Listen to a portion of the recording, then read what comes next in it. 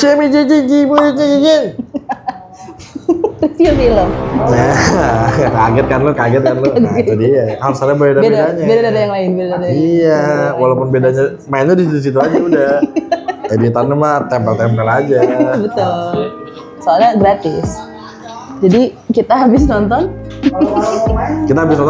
Fantastic for the First Step. Fantastic for the First Time. Anjay. Akhirnya setelah kita mendapati banyak versi-versi Fantastic Four dari banyaknya studio dan vendor-vendor yang lain ya, akhirnya dibuat sama Marvel. Yoi. What time is it, Ben? No, Johnny. Say it! I don't wanna!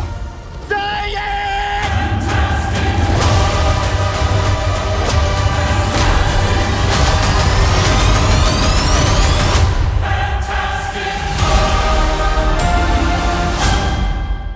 Untuk plotnya sendiri, kalau misalkan yang di Fantastic Four kali ini tuh kita diajaknya ke masa-masa dimana Fantastic Four itu udah sukses.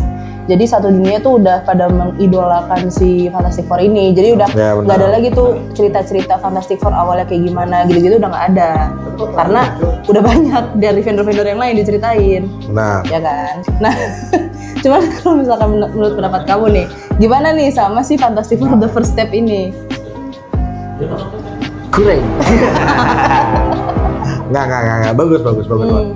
Sumpah maksudnya, ini ya, kayaknya ini udah menjadi ciri khas ya buat film-film superhero sekarang tuh kayak udah basi lah menceritakan asal mula kekuatannya kan. Kalau sekarang tuh emang ya udah langsung aja udah terkenal lah superhero-nya gitu. Betul. Bahkan flashback-nya juga nggak main-main. Flashback-nya tuh yang nggak. Namanya yang main-main gimana tuh? Yang kayak gimana yang main-main? Flashback-nya tuh nggak apa ya, nggak yang apa namanya, yang panjang, cheesy gitu tuh nggak kayak ini. Apa tuh Mission Impossible flashbacknya. Mission Impossible gimana flashbacknya? Kan ini diceritain dari satu-satu. Dari film-film sebelumnya, enggak. Jadi kalau misalnya Fantastic Four ini, dia nyeritainnya kayak, jadi si Fantastic Four-nya udah end keempat, terus kayak mereka di TV show, terus diceritain tuh perjalanan awal dari Fantastic Four, sampai akhirnya mereka udah ke anniversary 4 tahun. Ya benar. Gitu. Terus juga yang mantap dari Fantastic Four yang sekarang nih ya, kayak lebih udah, mungkin karena tahun keempatnya kali ya, jadi lebih mature aja nggak sih? Bener. Maksud juga yang kalau kita dapat di versi 2005 dan 2015, si Johnny Storm ini tangil kayak tadi berantem mulu sama si Ben-nya kan. Benar. Kalau sekarang kayak berantemnya tuh ya udah gitu kan. Gak ada konflik-konflik internal. Gak ada konflik internal kan, emang ya udah kerja sama.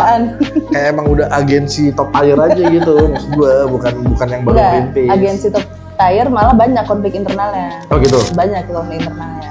Pengalaman. Ini kayak agensi-agensi. Logonya gue tampilin ya. Gue yang edit nih. Jangan ya. Jangan gitu. Tapi emang benar, secara emosional dari pemain-pemainnya juga mereka tuh pada mature dan kayak mereka tuh punya mereka tuh semua bertumpu sama si Richard Reed sebagai kayak ya dulu leadernya dah gitu. Iya. Ya kan? Bahkan sampai semua keputusan itu tuh semua ditumpuin sama si Richard Reed juga sih. Nah, terus secara karakternya sendiri juga nih Slang. Kan kita kan menemui banyak banget request dari si dari si Fantastic Four kan. Mr. Fantastic. Dari Mr. Fantastic. Bahkan dari yang di Marvel aja Mr. Fantastic-nya kan tadinya bukan Pedro Pascal kan. Iya. Terus akhirnya kita mendapati Pedro Pascal sebagai Richard Reed. Iya. Nah, kalau menurut kamu nih, Richard Reed itu kan si Pedro Pascal itu kan udah terkenal banget ya sama image Joel-nya di The Last of Us gitu. Iya. Apalagi kita habis bahas The Last of Us. Cekrek nanti judulnya. Linknya yang ini ya? Iya, linknya yang ini. Jadi kita habis bahas The Last of Us si Joel-nya. Nah, menurut kamu gimana? Dia cocok gak menurut kamu untuk menari si Richard Reed? Jujur sebenarnya kalau dari tampang ya, kayaknya kalau komik akurat tuh lebih cocok si ini. Gue nggak tahu, gue lupa nama aktornya. Cuman yang dia jadi Mr. Fantastic di Multiverse of Madness. Si Doctor Strange. Dia kan ada kan si Mr. Fantastic kan. Menurut gue lebih cocok dia kalau dari segi tampilan muka. Cuman Pedro Pascal ini dia bener-bener dia bisa ngeluarin emosinya si Mr. Fantastic gitu loh. Karena kan maksud gue kan nasib satu dunia kan di tangan dia kan. Betul. Terus dia didesak antara nyelamatin satu dunia atau ngorbanin anaknya. Betul. Ya kan di satu sisi istrinya juga yang baru lahiran tantrum. Ya kan gue gak mau nih anak gue. Iya baby blues kan, maksud gue anak gue nih ya kan. Bener. Emosinya tuh dapat banget gitu. Dengan segala tuntutan kayak kita ini harus gimana gitu. Kayak maksud gue, lu bayangin deh, lu semua orang nanya ke lu harus gimana gitu. Ya kan di Valorant aja gue ditanya ke A atau ke B aja gue bingung gitu. Bebannya berat gitu. Apalagi kan si Richard ini kan udah dinobatkan tuh sebagai the smartest man alive kan. Ya. Terus dia harus jadi decider juga gitu. Bahkan untuk keputusan-keputusan yang ini kayak misalkan yang ini nih, yang pas lagi diskusi berempat nih gitu kan, mau gimana nih ya cara kita menyelamatkan dunia gitu. Itu 3 orang lainnya kayak, yaudah apa rencana lu gitu kan, ke Richard Rhys apa rencana lu gitu. Ya kan ada 4 orang yang disuruh, kenapa nggak diskusi bareng-bareng? Gue sih kalau jadi Richard Rhys, lu bertiga mikir. Jujur yang 2 modal otot, yang satu modal emosional. Tapi sih jadi Richard Rhys gitu ya. Apa nih rencana lu selanjutnya Richard Rhys gitu kan? Lu mikir bertiga. Jangan Richard Rhys sampai Richie Rich. Bukan Richard Rhys lagi, dia kaya anjir. Sama-sama kaya. Sama-sama kaya. Iya, tapi bukan the smartest man alive. Oh karena, iya. Terus juga kalau misalkan menurutku Vanessa Kirby juga bagus ya aktingnya ya. Parah. Bagus banget, gila sih. Dia bisa apa sih namanya? Itulah. Lo tebak sendiri, tulis di komen maksud gua apa. Nggak, dia bisa menunjukkan ini loh, si Sustrom yang dewasa tuh kayak gimana gitu. Oh iya benar. Ya kan? Dan ternyata kekuatannya itu tuh ternyata lebih besar dibandingkan kalau misalnya kita nge-Sustrom yang lain ya. Kayak dia bisa ngedorong Galactus loh. Sustrom yang lain yang mana, Mbak? Kenapa sih nanya ini temen lu? Kamu kenapa membunuh aku sih di sini anjir? Lu harusnya support sama gua. Emang yang lain dorong juga? Enggak, maksudnya yang lain tuh kalau misalkan yang lain tuh Sustormnya ada yang di kayak mereka ngeluarin kekuatan besar aja udah mimisan. Iya, gitu. oh iya benar setuju gue itu tuh. Iya. Tapi kalau misalkan yang di sini yang sama si Vanessa Kirby ini Sustormnya tuh sekuat itu kayak itulah kekuatan naluri seorang ibu gitu. Ya itu. Message-nya. Ya, itu menggambarkan kekuatan seorang ibu nggak sih? Iya. Lu cuma ngulang kata-kata gua. Ya, tapi kayak suami istrinya Vanessa sama Pedro ini ya oke juga ya? Dapat kan? Dapat. Ya walaupun yang Ben actingnya nggak bisa disalin juga sih, kan dia CGI, total CGI ya. Total CGI. Jadi emosi gitu-gitu aja. Betul. Terus jujur CGI-nya Franklin-nya si anaknya kasar. Kasar banget. Padahal CGI yang lain bagus-bagus ya. Iya, Ya kan pas di orang kasar bagus ya. Tapi kenapa bayinya ketempelan ya? Bener, itu kan ceritanya bayinya baru lahir kan, tapi dibuat CGI-nya udah kayak ini anaknya Bella Swan yang bisa tiba-tiba langsung gede seumur berapa bulan. Anjing tahu lagi gue, gue masukin lah klip lah anaknya Bella Swan nih, tahu gue. Ya kan, jangan-jangan Franklin vampir. Ya, jujur kayaknya ini sebenarnya tuh anaknya nggak mau ditampilin. Cuman the last minute kan editor udah pulang. Kayaknya anaknya perlu deh. Nah, editor magang kembali beraksi. Editor magang. Iya. Editor freelance kembali beraksi. Freelance. Anjir, so ketakar banget, jelek banget ya. Iya, jujur kasar. Dan bahkan si Johnny Storm-nya yang tadinya harusnya karakter tengil playboy gitu, malah di sini nggak terlihat ya. Iya, mungkin kan efek udah 4 tahun itu sih. Udah lebih mature ya? Udah lebih mature, maksud gue emang sih beberapa kali digambarin kan dia main cewek kan. Tapi maksud gue nggak setinggal Chris Evans pas meranin Johnny Storm-nya gitu. Jujur lebih berkesan Johnny Storm pas sama Chris Evans sih. Flemon! Jujur enggak, makanya dia ganti. Jujur makanya dia digantiin ke Captain America. Nggak ada yang pernah inget dia jadi nggak ada yang pernah inget dia jadi si Johnny Storm ya. Sorry banget nih Mbak Dok. Semua udah melupakan. Karena sejelek itu actingnya.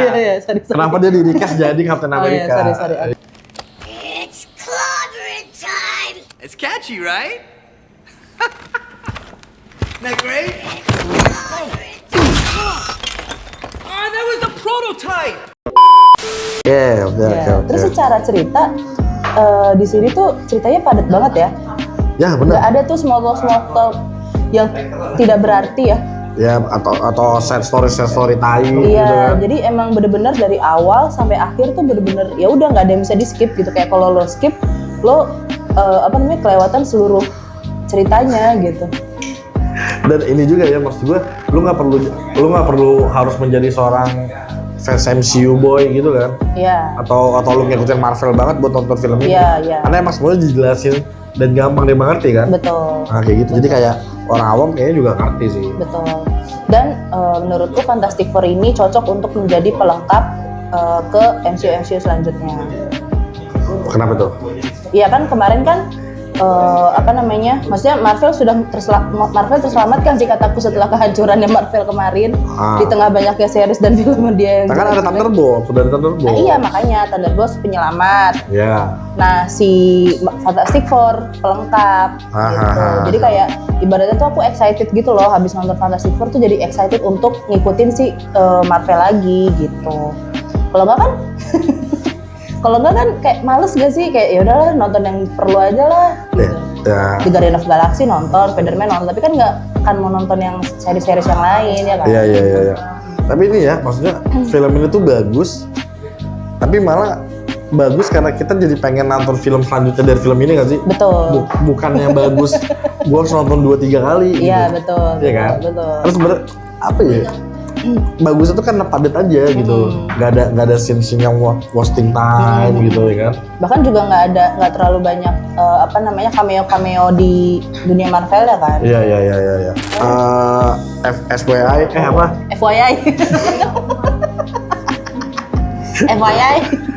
FYI ya. Yang Galactus itu bukan CGI. Iya benar, aku ngeliat yang Galactus ini Aktor. orang beneran. Nggak Bang? Mungkin angle-nya agak ke bawah kali ya biar lebih besar. Iya. Hebat. Apakah itu minim budget? Nah, nggak tahu ya. Iya bisa jadi. Iya. Kayak ini budgetnya bakal banyak di Ironheart nih. Anjing Ironheart belum nonton lagi, tapi ntar nonton lah boleh.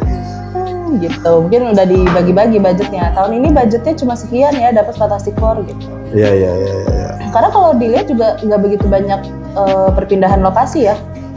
Kan cuma di kapal, di kantornya mereka. Oh iya benar ya, Sama di di kota. kamar Johnny Storm. Iya ya. Rata-rata film-film yang bagus-bagus sekarang tuh kayak Lokasi. scene-nya tuh di situ-situ aja ya. Iya, nggak banyak perpindahan lokasi kan. Superman juga gitu ya. Iya kan, cuma di kota aja. Ya kan, habis itu di yang penjara. Nggak banyak, Superman banyak. Lalu berusaha balas dendam kan. Nggak beneran Superman banyak anjir. Iya. Nah yaudah, skor deh. Skor ini 8,5 Oke. per 2. Banyak tuh. Enggak 8,5 per 10 lah. Oke. Ya. Kenapa? Karena emang sepadat itu aja. Gue tuh suka apa ya, menurut gue film bagus tuh nggak perlu yang dadeno gitu loh, ada halwa, ada tiba-tiba ada apa, enggak. Yang penting tuh padat dan apa ya, nggak ada ini loh scene nggak pentingnya gitu ya. Useless ya. Maksud gue kayak apa gitu, apalagi yang tiba-tiba ini kan kayak apa, Captain America yang Brave New World yang berantem tiba-tiba abis itu sore anjing, abis berantem dipukul sore. Maksud gue kan kayak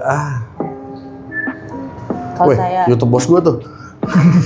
jangan distract dong, jangan Oh distract. iya. Nah menurut kamu? Kalau menurutku 8,5 per 10 juga. Anjay. 8,5. Kenapa? Ini kayak pertama kali kita nge-rate sama ya. Iya sama-sama pertama kali nih. 85 per 10. Karena ya walaupun bagus tapi justru bukan ya kayak tadi kamu bilang, justru malah excitednya untuk ke next filmnya, bukan ke film si Fantastic Four ya gitu. Iya.